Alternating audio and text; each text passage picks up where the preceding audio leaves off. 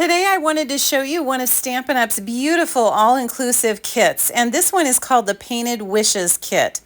It's an all-inclusive kit and it actually has no stamping in it. And these kind of kits are awesome to give as gifts, as hostess gifts, as they're a great time to do something that's easy and casual with a group of friends. And it's also a great way to introduce people to crafting if they've never crafted before. I love the foil on these kits. It just is really pretty and it adds a really beautiful, elegant touch to the cards.